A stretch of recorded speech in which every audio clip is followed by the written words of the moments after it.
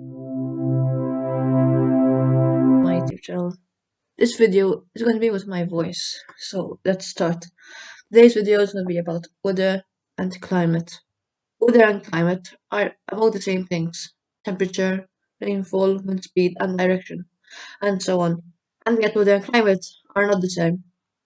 Weather is hour-to-hour, day-to-day state of the atmosphere. It includes temperature, sunshine, precipitation, and wind. It is the short-term condition of the atmosphere and is often localized in an area. Climate, on the other hand, is the average weather conditions for a place over a period of time, usually like 30 years. It's expected rather than the actual conditions of the place long term. So, unlike the weather, the weather is short term, climate is long term. So, in order to measure weather, there's a lot of instruments which are needed. As such, thermometer, probably everyone knows it. The unit of measurement is degrees Celsius or Fahrenheit if you're from America, and its purpose is obviously to measure temperature. The anemometer is something to measure speed, wind speed, and the unit of measurement is meters per minute. Next instrument is barometer. The unit of measurement is millibars. This is to measure air pressure. Air pressure is, if you don't know, the weight of air molecules pressing down on the earth. And the next instrument is rain gauge. The unit of measurement is milliliters. Purpose is so it measures the amount of liquid precipitation over an area. And the last instrument is a hygrometer. It is used to measure humidity. So these instruments are usually kept in a area or in a box, let's say like that, where they are stored so that they don't get harmed by the environment. This box is called the Stevenson screen. The Stevenson screen has double wording so that the temperature doesn't affect it so much. It's painted white since white reflects the sun rays. It has slots for that area so that it can have the same temperature as outside. It is built usually away from buildings so that there's nothing to obstruct. It's actually quite high above the ground, usually around a meter, and it's everything. So, weather forecast is a statement of what the weather is likely to be for the next few days. It's like a prediction. It's usually broadcasted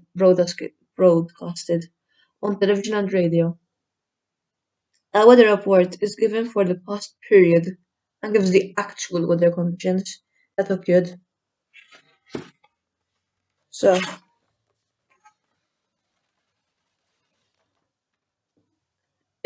scientists use temperature line graphs to see how the temperature was and an average in like a month. Right here on the screen, you can see an example of a temperature line graph.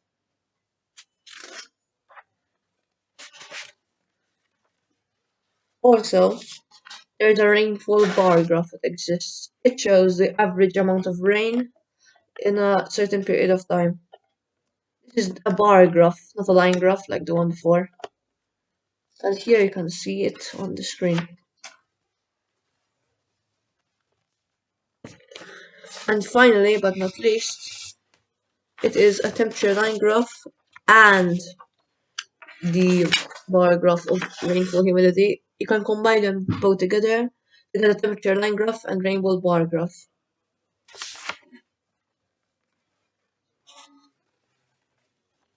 So, it's also important in geography to learn what mean temperatures are.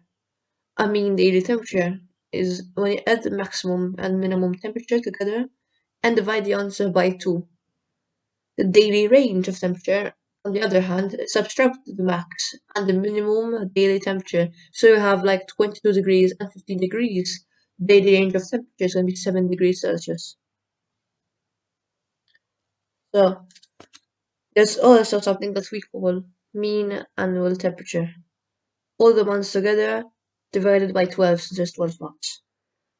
But on the other hand, the mean annual range of temperature subtract the monthly minimum temperature from the max monthly temperature of the year. So like if we have 40 degrees in August and they have 13 degrees in January, all you have to do is those to minus and it's 27. So in geography, there's a lot of factors which affect temperature. One of them is latitude. Latitude is how much because of latitude, different areas will have different concentration of how much sun rays will hit. If there's curvature, that means that more sun rays will be likely to hit. Second factor is distance from the sea. The sea takes much longer to heat up in summer than the land does. Once warmed, thus, the sea retains its heat for much longer, but cools down more slowly than land in winter. 3. Prevailing winds. Prevailing winds is the temperature of the wind depends on where it comes from and types of surface over which it passes. If the wind blows over land, it will be warm in summer but cold in the winter. The ocean currents, quite surprising, because you probably wouldn't know that these actually affect temperature. Many coastal areas are affected by ocean currents, which move in cold or warm water, distributing heat and moisture around the globe.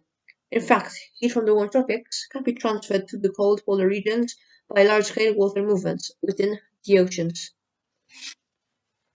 And the last one, altitude. Temperatures decrease on average 1 degree for every 100 meters in height. So the highlands are over 1,000 meters in height will be at least 10 degrees cooler than the coastal places. Next thing that we have. Actually, I think I'm almost finished. Good. So, in geography, there are a lot of types of. Actually, there's a water cycle. So let me do that before. So, the water cycle is how water evaporates and becomes either evaporates or transpiration, then condensates, then it precipitates, I mean it rains, and that's it practically. On the screen, you're going to see a picture of it right now. So, types of rainfall. There are three main types of rainfall. Relief, also known as orographic, but it's better called relief because it's altitude. Frontal and convectional rainfall. In all three cases, rainfall results from warm air, which contains water vapor being forced to rise until it cools sufficiently for condensation to take place. The main difference between the three types of rainfall is what causes or forces the warm air to rise. So let's start with the relief rainfall or orographic rainfall. Relief rain occurs when warm, almost saturated air from the sea is blown inland by the wind. Where there is a coastal mountain barrier, the air will be forced to rise over it. Rising air will cool, and if dew point is reached, condensation will take place. Clouds are formed, in other words, and rain starts. Once the air passes the mountain, it will start to descend again, hence it will warm up again. The protected side of a mountain range is also known as the rain shadow, since it receives much less rain. Frontal rainfall. Frontal rainfall is associated with depressions, low pressure areas, not the mental disease, and results from warm moisture from the tropics meeting colder, drier from polar areas.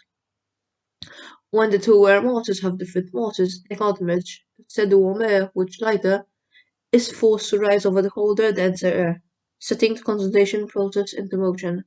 The boundary between the warm and cold air is called front. Last type of rainfall, the convectional rainfall. This type of rainfall occurs when ground surface is heated by the sun. As the air adjacent to the ground is heated and expands and begins to rise. As the air rises, it will start to cool, and water vapor condenses to form cumulonimbus clouds, and later heavy thunderstorms. So, this is one of the final topics I'm going to cover actually. This is synoptic charts. A synoptic chart is a map which summarizes atmospheric conditions of an area, such as the temperature, precipitation, wind speed, direction, atmospheric pressure, and cloud coverage. Meteorologists collect information by observing the behavior of movement and weather formations that might affect their local area in the future. And doing so, meteorologists come up with weather forecasts. This information is given as a series of symbols, which I'll get to later on. Pressure. The most important feature on these charts are isobars, lines showing places of equal atmospheric pressure. The synoptic chart below shows air pressure as recorded in a number of weather stations across Europe. So now we're going to see an isobar diagram with of this of Europe. So now I'm going to be talking about the symbols, which I said I'll be talking about later. So on the screen right now you can see a lot of symbols which mean different things. Like the dot is rain, and a circle with like an outer circle is calm. Ogamists are actually very similar, but they're not that similar. They're just two lines and three lines. So, so I think conclude, right? Yeah, I can conclude. So please subscribe to this YouTube channel. I would like if I hit 15 subscribers maybe by the end of this year, and thank you. Bye.